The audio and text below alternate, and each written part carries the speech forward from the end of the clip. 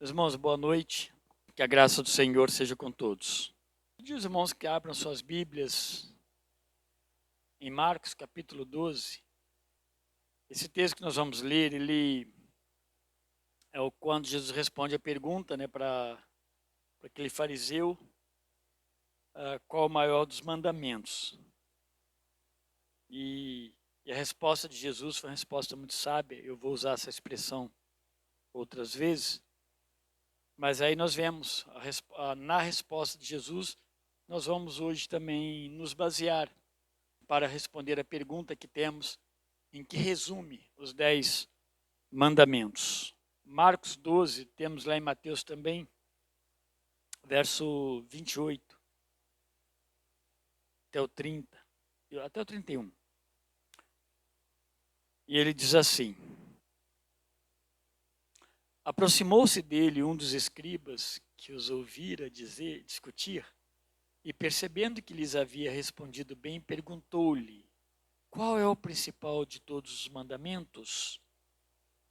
E Jesus respondeu: o principal é: ouve, Israel, o Senhor nosso Deus é o único Senhor.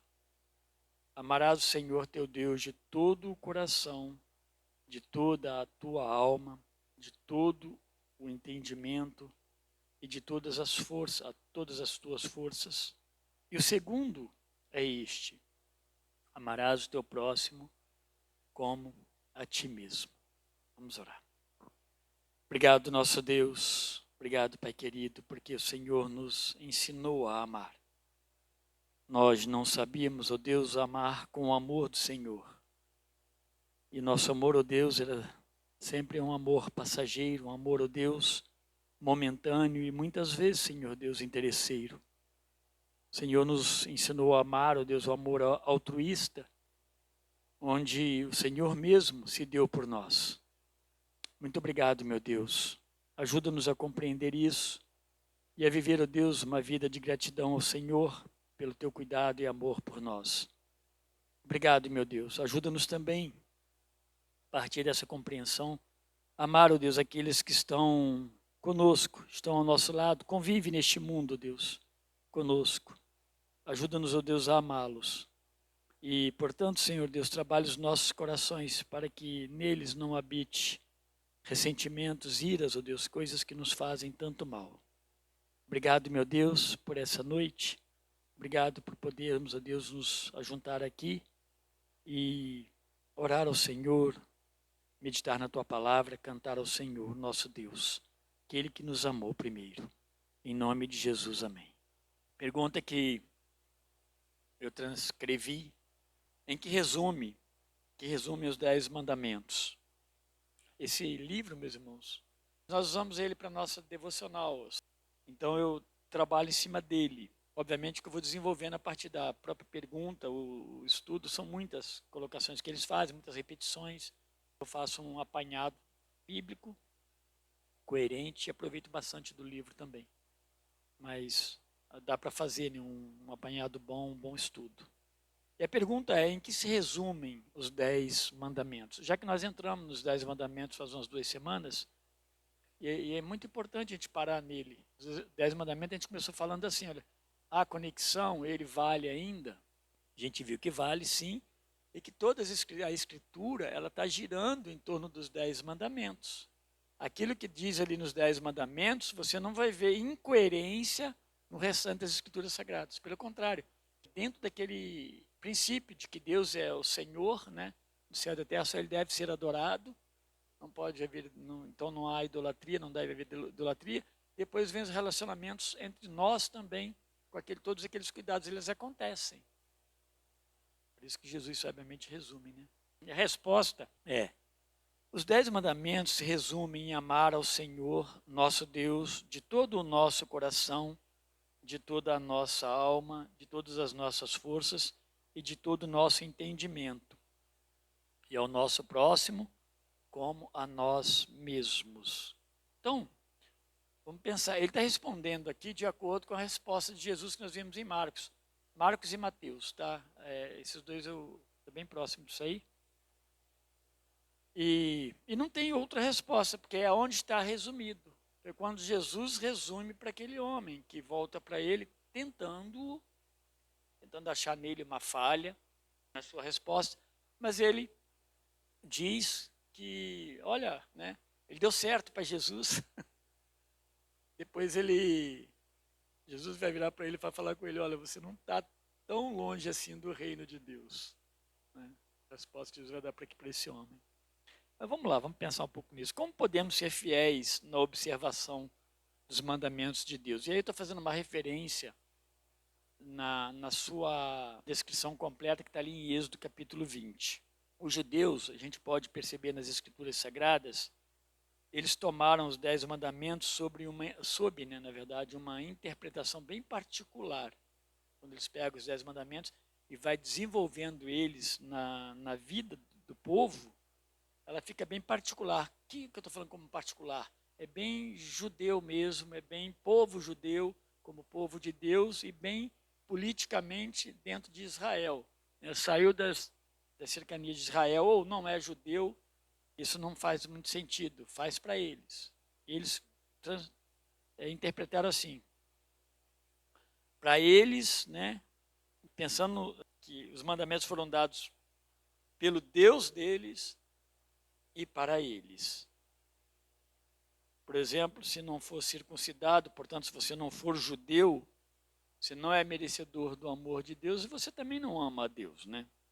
E aí isso fica bem visível quando nós olhamos para as Escrituras e nós percebemos as ações e as reações dos judeus como povo de Deus ao longo dos acontecimentos. Você vai percebendo essa nacionalização dos mandamentos, né?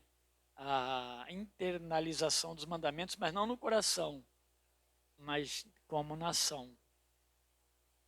Isso, ao mesmo tempo que havia um povo ao redor que não amava a Deus e que em alguns momentos eles fizeram muito mal ao povo de Deus e que em alguns momentos vai ver orações de salmos imprecatórios que Deus agisse como um pesado em cima dessas pessoas. Ainda assim, o mandamento e o olhar de Deus desde os seus decretos iniciais antes da criação era que o mundo recebesse, o mundo conhecesse. Quando as pessoas nascem, elas nascem imagem e semelhança de Deus, não só judeu. Ainda que Deus chame um povo para ele e dá a esse povo o seu nome.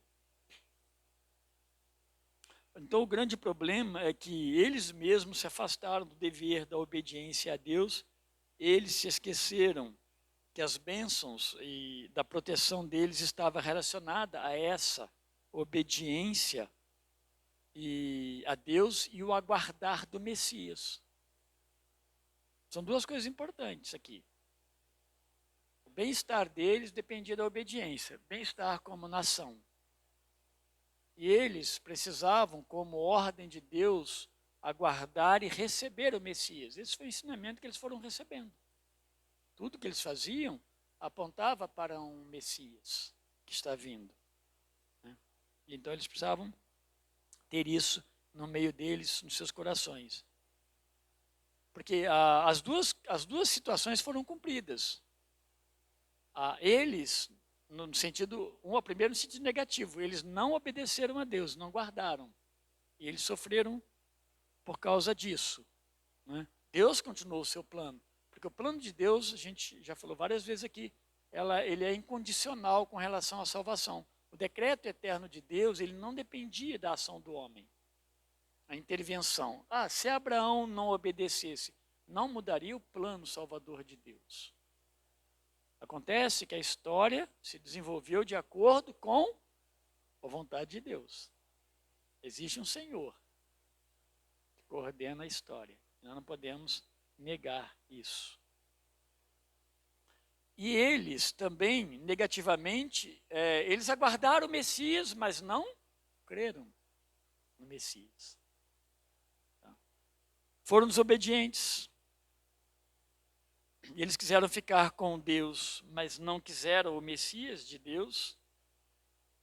Eles também não anunciaram o nome de Deus às nações. Depois isso vai acontecer quando o Messias vem e ele vai formar, né, os primeiros discípulos, e eles vão receber essa mensagem, né, para ir além da Judéia.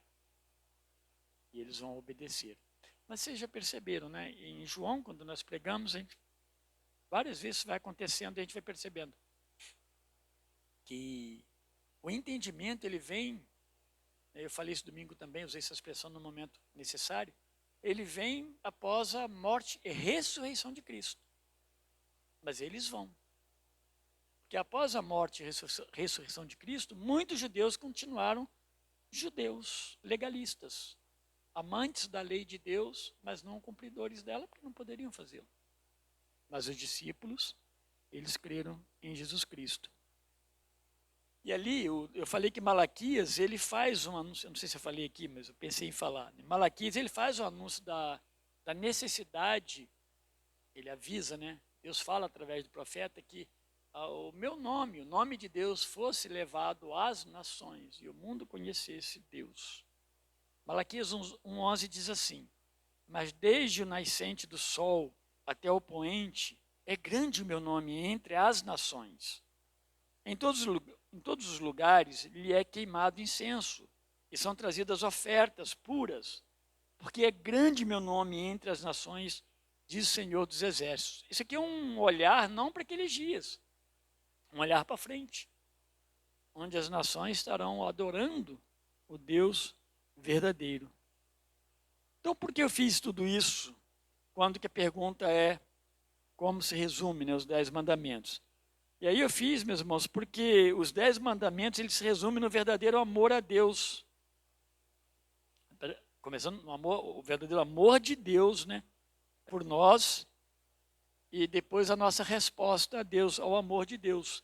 Por isso que eu falei do judeu, eu falei o que aconteceu ao longo da história dos judeus. Nós somos povo de Deus. Como é que nós estamos reagindo?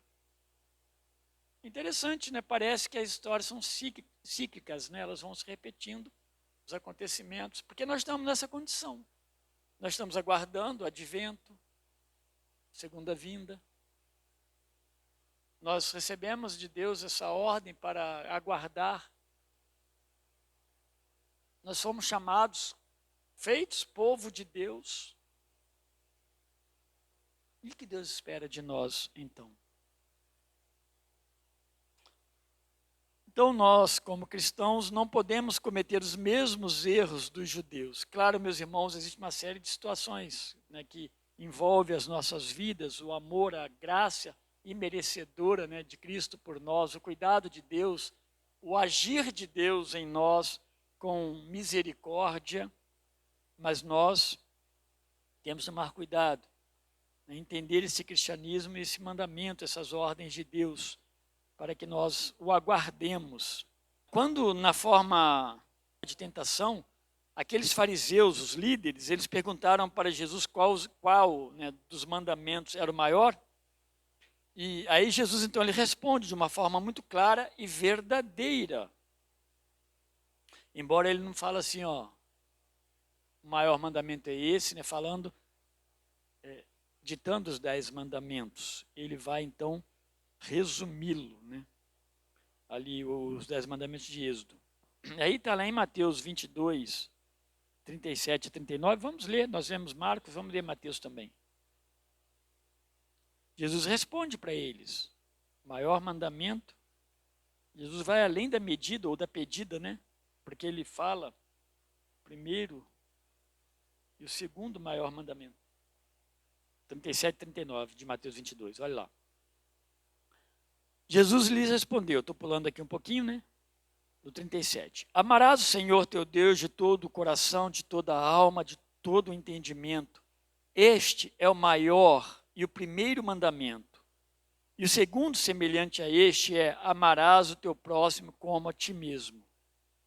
Toda a lei e os profetas, olha aqui, dependem desses 2 mandamentos. Tudo anda em torno desses mandamentos, ou dos mandamentos de Deus, toda a lei e o profeta, e os profetas.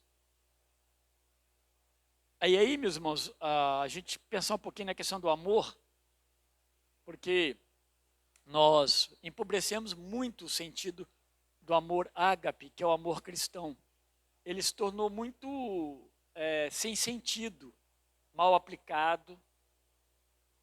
Alguém às vezes fala para mim sobre... Aliás, alguém esses dias perguntou para um pai, uma filha perguntou para o pai, e ele contou para mim isso aí. Por que ela sofre tanto, a menina de 14, 15 anos, né? Imagina, né?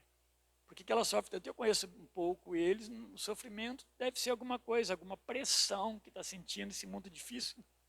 Alguma pressão, opressão, tudo, mas não é por ser crente, eu sei que não, mas tem esses problemas. E se eu sirvo a Deus à luz dessa expressão, por que Deus me deixa sofrer tanto, né? E isso é uma confusão que se faz dentro dessa ideia do amor de Deus. A gente traz o amor de Deus para os nossos contextos de convivência, de relacionamentos. As pessoas sem Deus, elas entendem que o Deus que ama, Ele ama, mesmo ela sendo do jeito que ela é, e ela não precisando mudar. Tem todos esses contextos aí, interpretação errada sobre a questão do amor, quando nós não transformamos o amor em outras situações. O amor é isso, o amor é dar alguma coisa para alguém simplesmente. Eu falei, o que você respondeu para sua filha?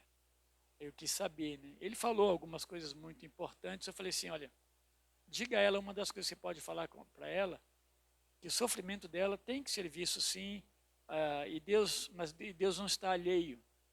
Mas fala com ela que Cristo sofreu por nós. E aí, meus irmãos, eu quero nesse ponto. Eu vim até aí por causa desse ponto mesmo.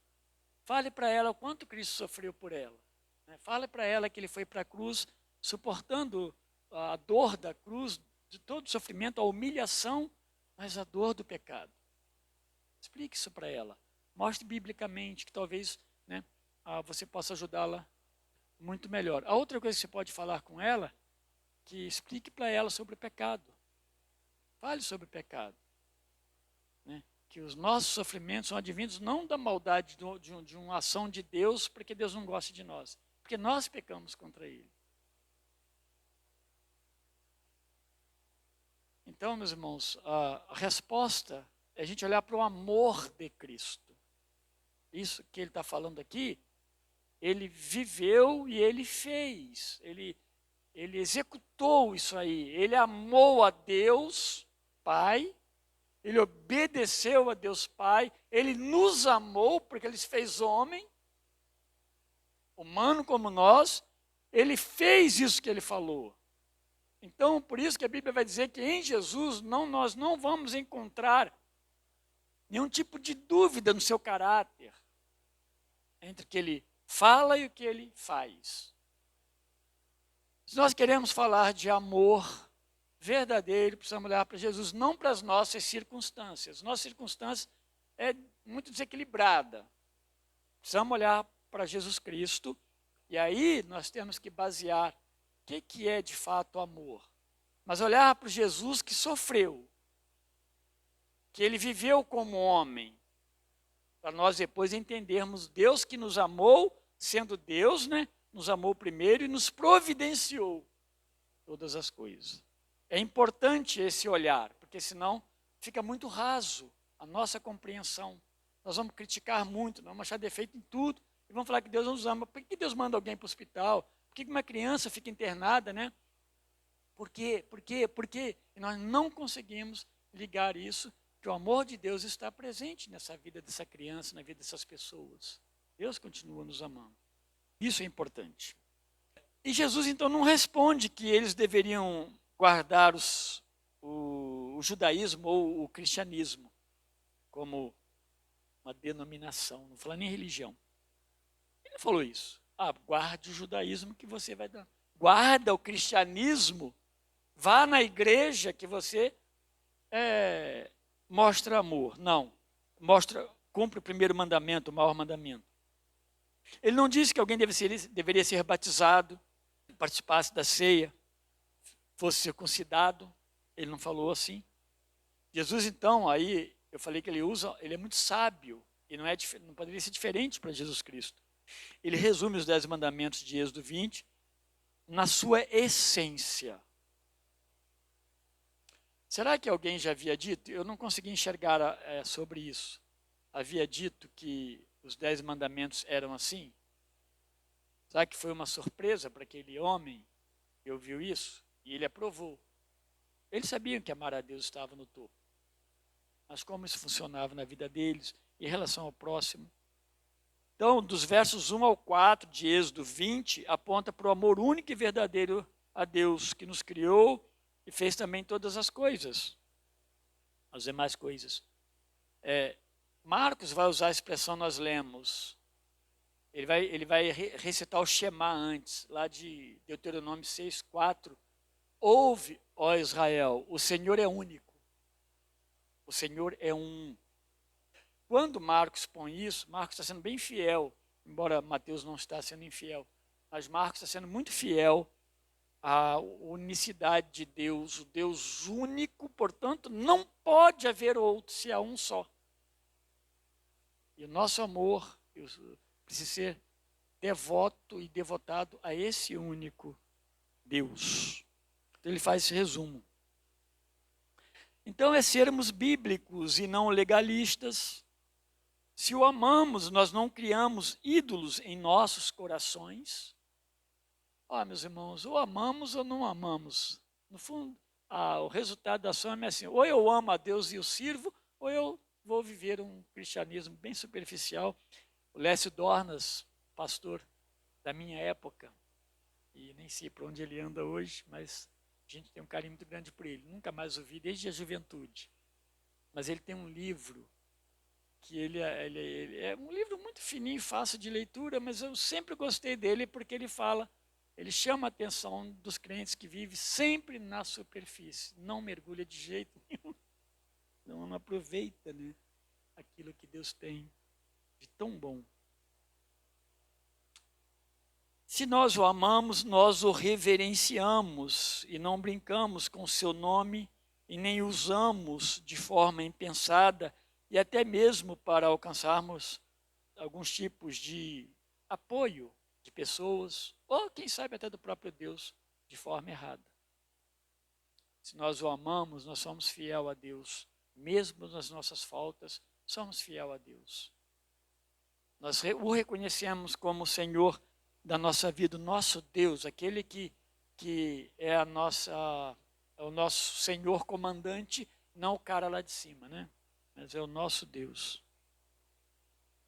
Se o amamos, nós guardamos o seu dia, nós o adoramos conforme ele prescreve na sua palavra. O amor verdadeiro a Deus, ele desvia-nos de nossos desejos egoístas, de nossas buscas por aprovações, dos nossos desejos de autopromoção. Se nós o amamos, nós permitimos, né, como eu estou botando entre aspas, que Deus realmente trabalhe a nossa vida. Deus é verdadeiro em nós. Se nós o amamos, ele é verdadeiro. O amor genuíno a Deus, ele deve nascer dentro de nós, operado pelo próprio Deus, começando por nossa regeneração, é o processo da nossa salvação, primeiro passo. Por isso que o amor a Deus envolve todo o nosso ser. Precisamos nascer de novo, agora em Cristo Jesus, e sermos habitados pelo Espírito Santo, porque esse é um trabalhar de Deus. Mas se nós o amamos, nós vamos servi-lo com fidelidade. Essa primeira condição, sendo verdadeira em nós nos prepara também para a segunda resposta de Jesus. Amar ao próximo como a nós mesmos.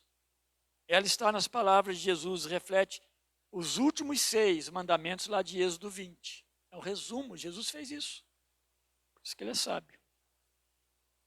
No mundo que deseja amar primeiramente a si mesmo por causa do pecado, da queda, agora em Cristo nós somos movidos em nossos corações a amar ao próximo como nós já nos amamos. Eu nunca gostei muito das expressões que eu já ouvi demais, não sei se no meio de igreja, acho que não me lembro.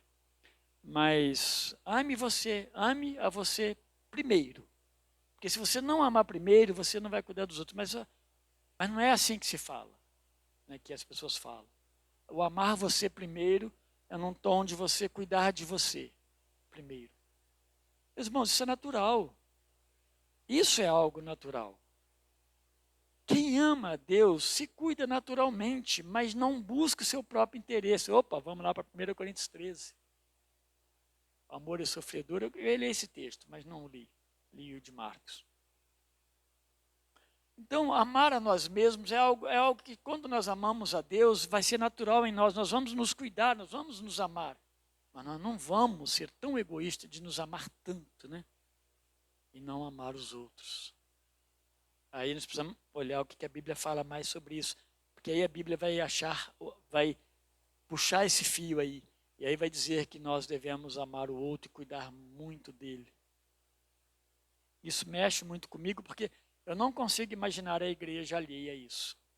Ela pode até ser alheia, mas não é a forma como eu consigo ver como cristão. Uma igreja alheia à sua responsabilidade com o seu próximo. Os acontecimentos bíblicos mais pesados, né, que a gente chama a nossa atenção, vai ser Jesus curando pessoas. Vai ser a parábola do bom samaritano. A mulher lá no tanque, que é um trabalho espiritual, mas uma atenção, um cuidado a alguém que jamais seria olhado ou cuidado por um judeu. Sempre foi assim. Paulo vai trabalhar a questão de boas obras. Não vou nem usar Tiago. Paulo, intensamente como resultado da fé prática. Então, parece que não tem escapatória se nós somos cristãos. Amar a Deus e amar ao próximo como a nós mesmos. Assim passamos a amar o próximo, nós protegendo-o, não ferindo ou machucando-o, não ficando irados ou ressentidos com ele, guardando ressentimentos no coração. Amar o próximo é proceder conforme Jesus procedeu conosco, perdoando-nos. Cuidamos de nós mesmos, estou repetindo, tá? E não precisamos aprender isso. Precisamos fazer o mesmo com os outros. Amar o próximo é orar por ele, encorajá-lo, é supri-lo em situações de necessidades. Enfim, isso é o que percebemos no próprio Deus e na vida de Jesus. Eu acho que isso tem que ser um fator identificador do cristianismo. Porque a adoração nossa a Deus é o nosso amor a Deus, e nós viemos, adoramos. Mas quando, meus irmãos, fala para nós irmos, o negócio pega. Nós não podemos tropeçar nisso. E aí é muito individual. É o entendimento que você está tendo realmente de Deus. Leva você. Normalmente, meus irmãos, quando a gente fala obras, prática, vida cristã prática, ela não é só dinheiro. Tem coisas muito fáceis, simples, né? Simples não, mas assim, que não envolve dinheiro. É desprendimento de tempo, de ouvir, de orar, de ir saber, de ir procurar. A gente não pode, né, deixar os problemas, nós sabemos que pode ser que eles existam. Hoje eu passei em frente à casa do irmão, eu só não parei porque não deu tempo. E vai que esse irmão não está bem, né? Porque tem pessoas idosas. É normal que tenha algum probleminha. Eu preciso passar uma mensagem para eles. Porque às vezes quando a gente passa assim, né? E pensa essas coisas, é bom a gente ir, porque vai que as coisas não estejam tão bem. A igreja nos dá muita oportunidade para isso. A igreja é um centro de oportunidade para a gente cuidar do outro. Deus não erra como ele faz a igreja, como ele nos faz, meus irmãos. Então tem sentido nisso. Precisamos atentar para essas coisas. Você pode então, eu vou terminar aqui, não ter conseguido decorar ainda os 10 mandamentos, mas o seu resumo perfeito ensinado por Jesus, você pode decorar, né? Você pode guardá-lo e praticá-lo. Jesus resume ele de uma forma muito inteligente. E sua obediência alcança nossas duas principais esferas de relacionamentos, né? Que é muito claro também no texto. O nosso relacionamento com Deus e o nosso relacionamento com o nosso próximo. E o resultado disso nos faz pessoas verdadeiramente melhores em nossa adoração e cuidado com as demais criações de Deus. Eu imagino que a comunidade ela não vai nos perceber nos nossos cânticos aqui, sabia? A gente canta e adora a Deus, isso é normal, mas nós estamos aqui fechados. Então o vizinho pode ouvir, pode ser que ele goste, pode ser que ele não goste. Mas esse é o caminho certo de adorar a Deus. Mas não é nisso que eles vão perceber a gente, não. Como é que eles vão nos perceber? Ele vai te perceber quando você está caminhando com eles, encontrando com eles, conversando com eles, que você fala, como você vive, como você faz. É isso. Agora, existem os nossos próximos que nós conhecemos, que estão necessitados. Existe o próximo interno. Enfim, meus irmãos, a gama é grande, tá? Deus nos ajude a sermos, conforme Deus está nos ensinando. Jesus nos ensinou e ele foi assim. Então nós não estamos estreando isso. Alguém já fez e fez perfeitamente. Deus nos ajude. Amém?